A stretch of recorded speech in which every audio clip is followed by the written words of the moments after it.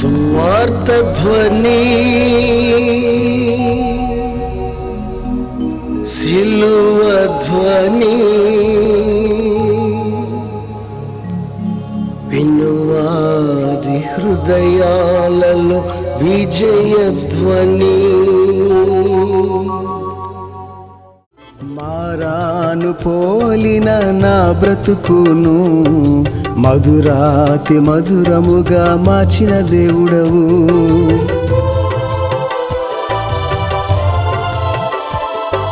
మారాను పోలిన నా బ్రతుకును మధురాతి మధురముగా మార్చిన దేవుడవు. మరువను నీ మేలులను మనసార స్తుతింతు, మరువను నీ మేలులను మనసార స్తుతింతు. చింతేల నా సొంతం నీవైయున్నా, తోడుగా నీ ఉన్నా. చింతేల నా సొంతం నీవైయున్నా, తోడుగా నీ ఉన్నా. యేసయ్యా నా యేసయ్యా, నా ధ్యానం నా ప్రాణం నీవేనయ్యా. యేసయ్యా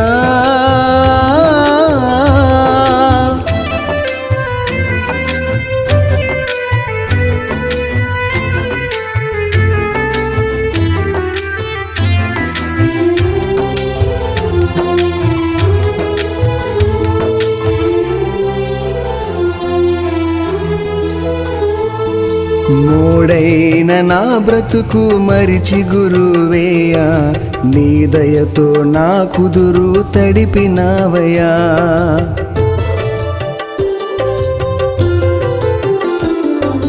మోడైన నా బ్రతుకు మరిచి గురువేయా, నీ దయతో నా కుదురు తడిపినావయ్యా. దయగల నీ మాటలను దీనునిపై కురిపిల్చి, దయగల నీ మాటలను దీనునిపై కురిపిల్చి. దీనునిగా నన్ను మార్చిన దయామయుడవు, కృపామయుడవు. దీనునిగా నన్ను మార్చిన దయామయుడవు, కృపామయుడవు. యేసయ్యా నా యేసయ్యా, నా ధ్యానం నా ప్రాణం నీవేనయ్యా. యేసయ్యా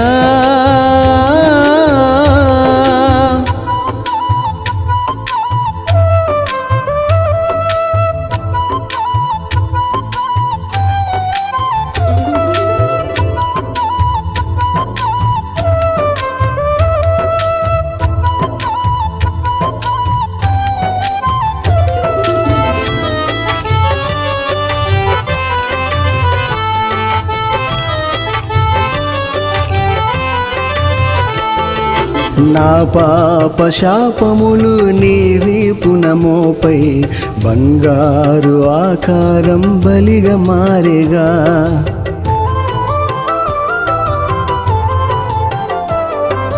నా పాప శాపములు నీ వీపున మోపై, బంగారు ఆకారం బలిగా మారేగా.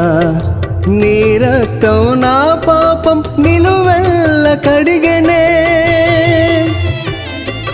నీ రక్తం నా పాపం నిలువెల్ల కడిగనే.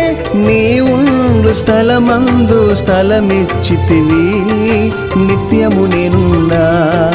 నీ ఉండు స్థలమందు స్థలమిచ్చితివి, నిత్యము నేనుండా. యేసయ్యా నా యేసయ్యా, నా ధ్యానం నా ప్రాణం నీవేనయ్యా. యేసయ్యా నా యేసయ్యా, నా ధ్యానం నా ప్రాణం నీవేనయ్యా.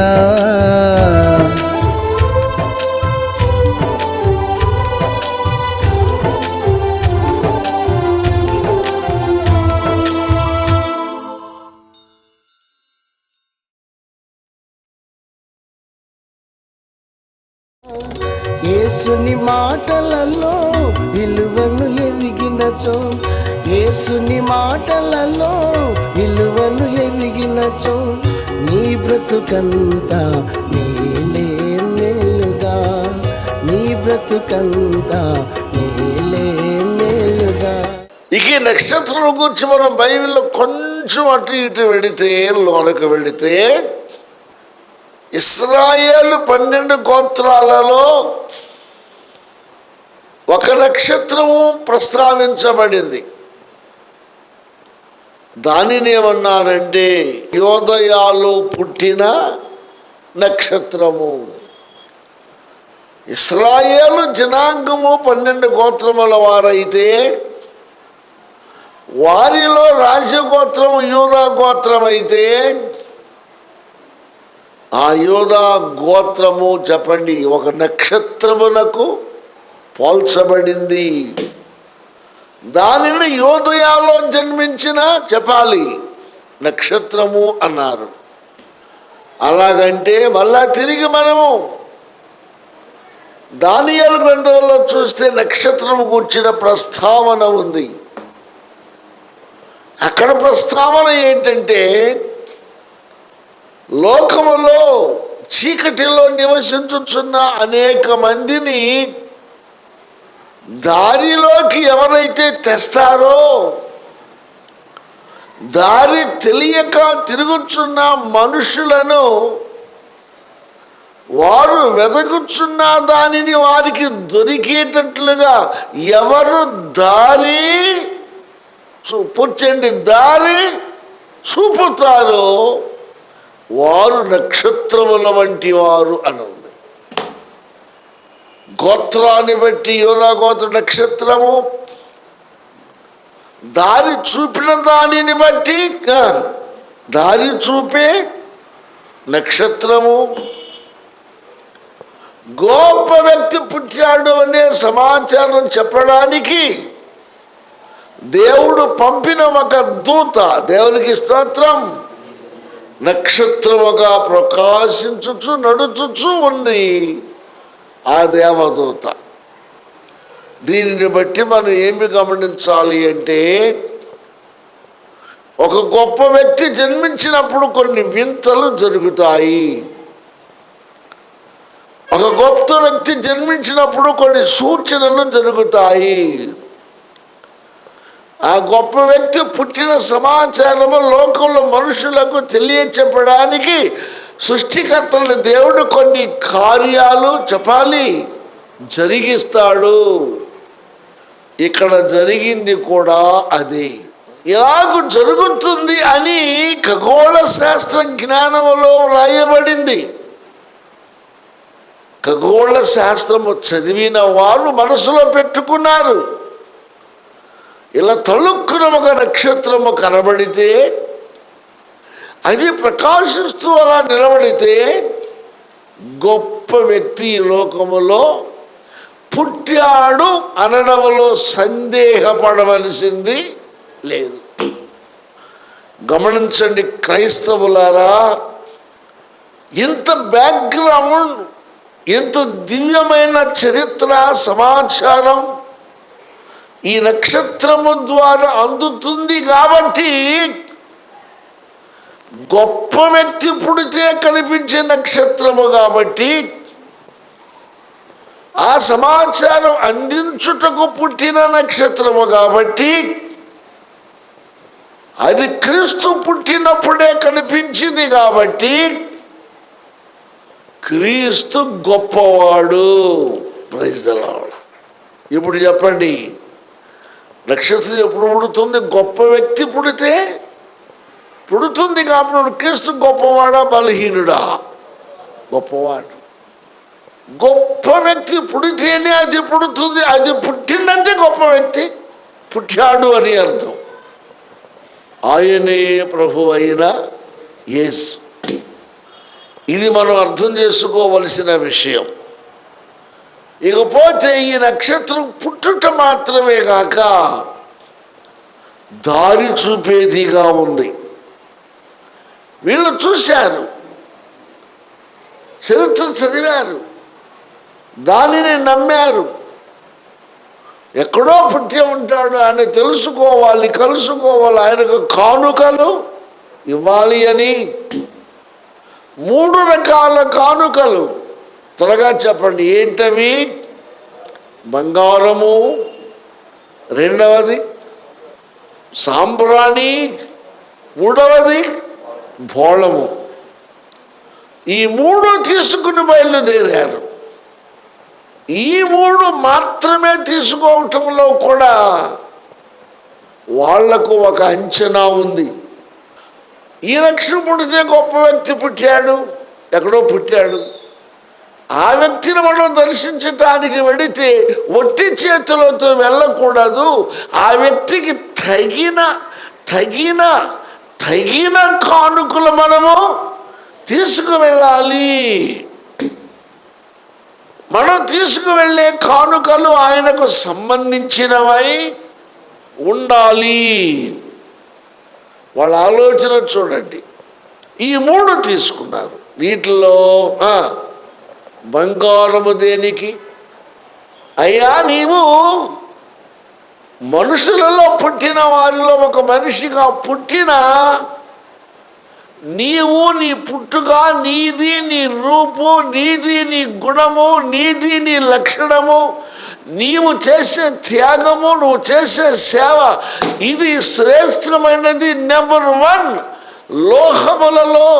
లోహములలో విలువ బంగారమునకు ఎలా ఉందో మనుషులో నీవు బంగారము లాంటి వాడవు. రెండవది సాంబ్రాణి, సువాసన. నీ పుట్టుక ఒక సువాసన, నీ ఎదుగుదల ఒక సువాసన, నీ జ్ఞానము ఒక సువాసన, నీ సేవ ఒక సువాసన, నీ కార్యముల ఒక సువాసన. Praise the Lord. ఎక్కడ పుట్టినా నీ బ్రతుకే చెప్పండి సువాసన. వన్స్ అగైన్ సువాసన. సువాసన. ఎందుకు సువాసన?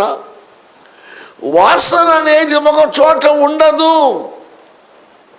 ఒక మల్లె పువ్వు పుట్టిందంటే దాని శక్తి కొలది దాని వాసన అనేక స్థలాలకు వ్యాపింప చేస్తుంది. అది ఆరోగ్యదాయకం. ఒక జాజి పువ్వు కానీ, ఒక మొగలి రేకు కానీ, ఒక సన్నజాజి కానీ, వాసన కలిగిన ఏ పువ్వైనా సరే దాని నుండి తన తత్వాన్ని బట్టి వచ్చినటువంటి ఆ సువాసన, అది అక్కడ ఉన్న, అది రాలిపోయినా, అది వాడిపోయిన కొలది దాని నుండి వస్తున్న సువాసన ఇతర చెట్ల మీద, ఇతర పుట్ల మీద, ఇతర మనుషుల మీద, ఇతర వాటిని గాలిలో కలిసి వెడుతూ ఉంటే ఆ సువాసన ప్రయాణము చేసిన దగ్గర ఏది ఉంటుందో అదన్నీ కూడా సువాసనను ఏం చేస్తాయని చెప్పండి? పీల్చుకుంటాయి.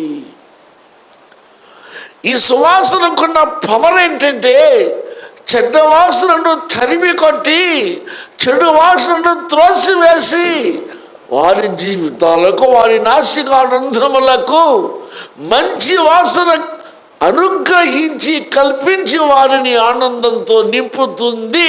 దేవునికి స్తోత్రం. ఈ సువాసన ఇలాగ మేలు చేస్తుంది. అలాగే యేసు జన్మ, యేసు జీవితం, యేసు మాటలు, యేసు పాటలు, యేసు సువార్త, యేసయ్య ద్వారా జరిగిన కార్యములన్నీ కూడా ప్రపంచాన్ని చెప్పండి దుర్గంధముతో నింపబడిన ఈ భూలోకాన్ని సువాసనతో నింపుతుంది అనడానికి గుర్తు. ఇక బోళము చేదు. చేదు అంటే శ్రమలకు గుర్తు. ఈయన మేలు చేయటానికి పుట్టాడు, కానీ అనేక శ్రమలు అనుభవించక తప్పలేదు. అనేక శ్రమలు. మనం కొంతమందిని ఆయన వల్లే శ్రమలు పొందాడు అంటాం, లేదా కొంతమంది స్త్రీలను ఆమె చాలా శ్రమలు పొందింది అని అంటాం. కానీ యేసుక్రీస్తు ప్రభువారు ఆడ మగ అనేది కాకుండా లోకమంతటి కోసం, కోట్లాది మందిని శ్రమల నుండి విడిపించుట కోసం ఆయన అనేక శ్రమలు భరించవలసి వచ్చింది. మొదటి పేతురు 2వ అధ్యాయం 21-22 వచనాలలో రాయబడి ఉంది. పేతురు అంటున్నాడు, ఆయన శ్రమ పొంది ఎవరిని శ్రమ పెట్టలేదు. ఆయన శ్రమలు పొందాడు కానీ ఎవరిని శ్రమ పెట్టలేదు. సరిగదా? శ్రమ పొందింది ఎందుకంటే శ్రమలలో ఉన్న వారిని విడిపించటానికి. దేవునికి స్తోత్రం. దాన్ని దావీదన్నాడు, శ్రమనందుట నాకు మేలాయను. ఇవి ఆయన వ్యక్తిత్వాన్ని గుర్తు పట్టుకుని వాళ్ళు వెళ్ళారు. హెరోదు రాజు దగ్గరికి వెళ్ళి ఇప్పుడు నేను చెప్పిందంతా అక్కడ చెప్పి, అది ఉడితే గొప్ప వ్యక్తి పుట్టాడని మీరు రాజుగారు కదా, మీ కుటుంబంలో ఏమైనా పుట్టాడా అడగటానికి వచ్చామండి అన్నారు. ఇక చక్కని విషయం, టైం అయింది, ముగిస్తున్నాను. ఏంటంటే యెరూషలేముకి ఎందుకు వెళ్ళాలండి? దేశంలో రాజులు ఎంతమంది లేరండి? యేసుక్రీస్తు కాలానికి రాజరికం బాగా అమల్లోకి వచ్చింది కదండి. ఈ ముగ్గురు జ్ఞానులు, నువ్వు ఇటు వెళ్ళరా, నువ్వు ఇటు వెళ్ళరా, నేను వెళ్తాను, ఎక్కడ దొరుకుతాడో చూద్దాం అని పంచుకుని వెళ్ళొచ్చు కదండి. యెరూషలేముకి ఎందుకు రావాలి అంటే, ఏమో యెరూషలేముకు నా పేరుని బట్టి, కీర్తిని బట్టి, ఖ్యాతిని బట్టి ఇలాంటి వ్యక్తి యెరూషలేములో పుట్టి ఉంటాడు అన్న ఒప్పందంతో లేక అనుకున్న తలంపును బట్టి డైరెక్ట్గా వారు ఎన్ని నగరాలు ఉన్నా, ఎన్ని దేశాలు ఉన్నా, ఎంతమంది రాజులు ఉన్నా చెప్పండి ఎక్కడికి వచ్చారు? యెరూషలేముకు నా పేరును బట్టి యెరూషలేముకు వచ్చారు. యెరూషలేముకి హెరోదు ఉన్నాడు. హెరోదు రాజు ముందు వారి విషయాన్ని పెట్టారు. దేవునికి స్తోత్రం. అంత మాత్రమే కాదు, ఆ నక్షత్రం కూడా వీరిని యెరూషలేము వైపుగా నడిపించే ప్రయత్నము చేసింది. తీరా వెళ్ళి అడిగితే హెరోదు రాజు, ఓహో అలాగా, మీకు నక్షత్రం కనపడి ఎంతకాలం అయింది? ఇంతకాలం. సరే మీరు కూర్చోండి, వీళ్ళకి మర్యాద చేయండిరా అని పండితులను, ప్రవక్తలను అందరినీ పిలిపించి రహస్యముగా మీటింగు వేయించి ప్రవచన గ్రంథములు బయటకు తెప్పించి, వీళ్ళు ఇక్కడికి వచ్చారు, మనకి తెలియదు, ఎక్కడ పుడతాడో ఏమన్నా యోధా మత గ్రంథాలలో ఉందేమో చూడండి అని అంటే, ఆ క్రింద వచ్చిన వాళ్ళకు వెడితే వెతగ్గా చూడగా గడగలాడుతూ చూడగా ఇందు నిమిత్తమై ఒక ప్రవచనము వారికి దొరికింది. హల్లెలూయా, హల్లెలూయా. అంటే ఎక్కడైతే ప్రవచనము ఉందో, ఎక్కడికి వెళ్తే నెరవేరుతుందో, ఎవరు ఖచ్చితంగా దాన్ని కాల్చేయడానికి వీలు ఉందో, నక్షత్రము వారిని ఆ స్థలమునకు నడిపించారు. అప్పుడు వాళ్ళు చెప్పారు, మీకా గ్రంథం 5వ అధ్యాయము 2వ వచనము దీనికి సంబంధించిన ప్రవచనము. అయ్యో ఇదిగోనండి ప్రవచనం ఉందండి. బెత్లెహేము ఎఫ్రాతా, యూదా ప్రధానులలో నీవు ఎంత స్వల్పమైన దానవి అయినను ఈ ప్రాంతమును ఏలటానికి, పరిపాలించటానికి ఒక గొప్ప వ్యక్తి పుడతాడు యూదయ గోత్రముల్లో. ఎప్పుడైతే ఆయన పుట్టాడో మీకు 5:2 ఈ ప్రవచనం. ఇది అక్కడ రాసుకోండి, దాన్ని మనసులో పెట్టుకోండి, పోనివ్వబాకండి. ప్రవచనం నెరవేర్పు. దాని వలన యేసు అక్కడ పుట్టాడు అని నేటికి బల్ల గుద్ది చెప్పడానికి వీలు కలిగింది. అది దేవుని ప్రణాళిక. హల్లెలూయా, హల్లెలూయా. చెప్పేశారు. అప్పుడు హెరోదు రాజు ఎదోము జాతికి చెందినవాడు, యూదులను పరిపాలిస్తున్నాడు. వాళ్ళ ఒక భయం ఉంది, యూదులలో ఎవడైనా గొప్పవాడు పుడితే నా రాజ్యం నాకు దక్కదేమన్న భయం ఉంది. ఇప్పుడు యూదులకు రాజుగా పుట్టినవాడు అనగానే వాడు గుండెల్లో భయం బయలుదేరి వాళ్ళు చెప్పండి ఏమన్నారు? కలవర పడ్డారు. అప్పటికి చూసి మళ్ళా జ్ఞానం వచ్చిన తర్వాత నాటకం ఆడాడు హెరోదు. ఎక్కడ ఉంటాడో మీరు చూసారండి, యెరూషలేములో పుట్టాడట, బెత్లెహేములో పుడతాడట. 4-5 మైళ్ళ దూరంలో ఉంది బెత్లెహేము, దీనికి దావీదు పట్టణము. మీరు వెళ్ళి చూడండి, చూచి మీకు కనిపిస్తే మళ్ళీ వచ్చి నాకు చెప్పండి. మీరు తెచ్చిన అక్కడ ఇవ్వండి, పూజించండి. మీరు వచ్చినాక మీరు చెప్పిన తర్వాత మీరు పూజించినట్లుగా నేను కూడా వెళ్ళి పూజిస్తాను, కాస్త ఇన్ఫర్మేషన్ నాకు ఇవ్వండి. మత్తయి క్లియర్గా రాశాడు.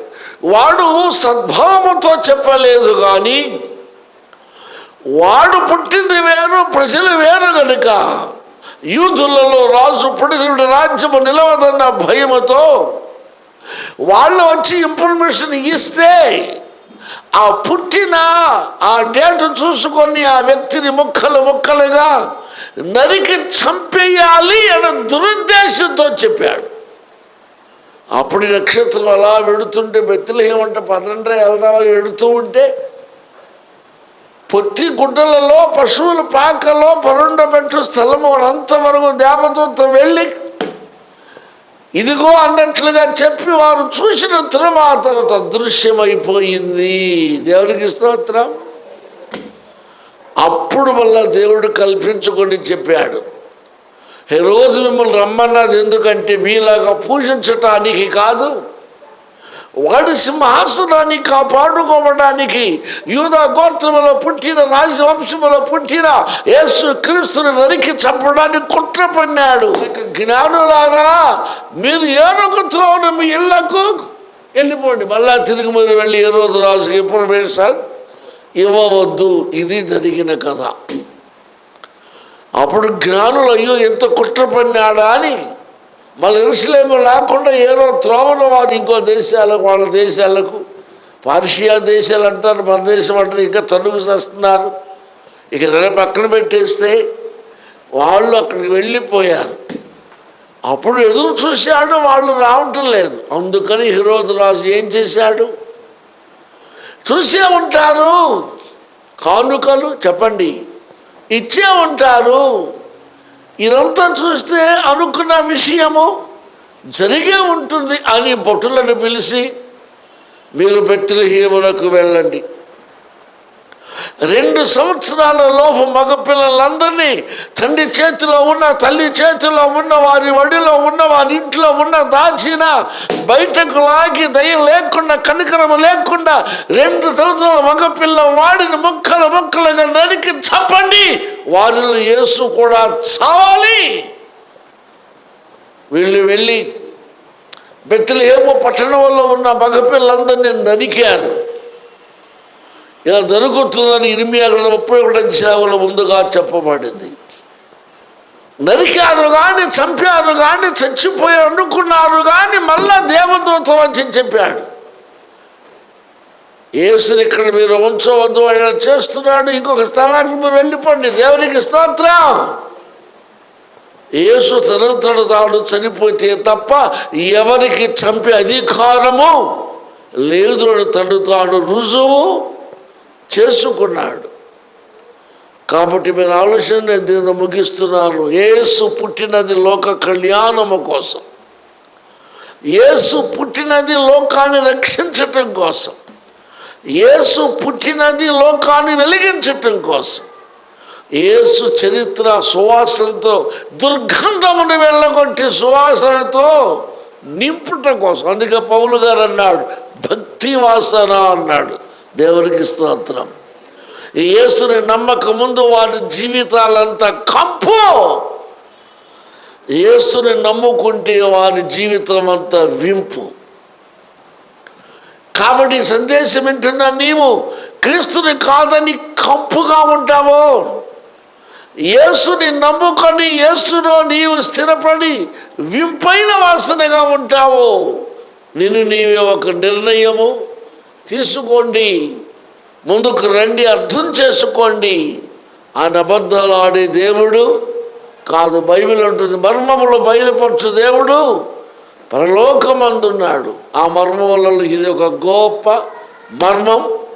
ఇది మత్తయి సువార్త 2వ అధ్యాయంలో స్పష్టముగా వ్రాయబడింది. దేవునికి స్తోత్రం. ఈ పూట కోట్లాది మంది విషయాలు అర్థం చేసుకుని నమ్ముతున్నారు, ముందుకు వెళుతున్నారు. అట్టి కృప దేవుడు మనకు కూడా దయచేశాడు, ఇంకా అనేకులకు దయచేయును గాక. తలవంచండి.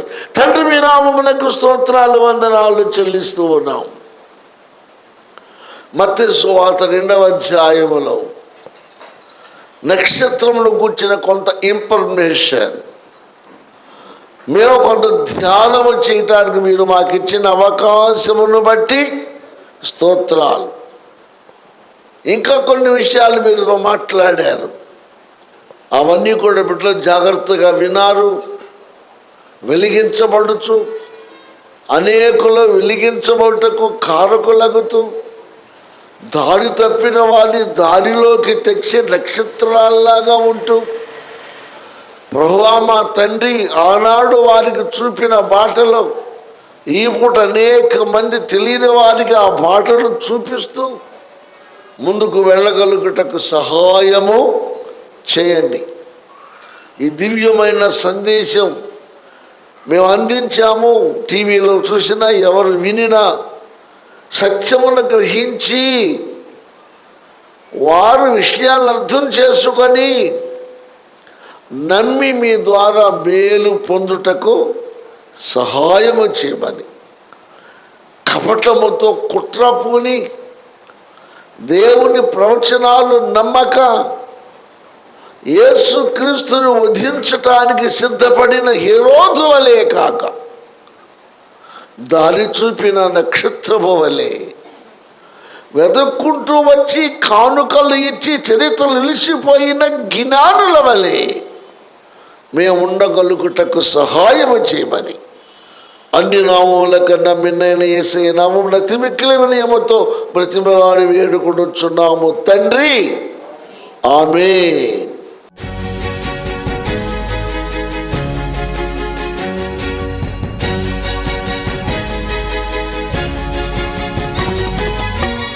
యేసుని మాటలు వినగా వినగా మనసుకు శాంతి, ఆత్మకు రక్షణ.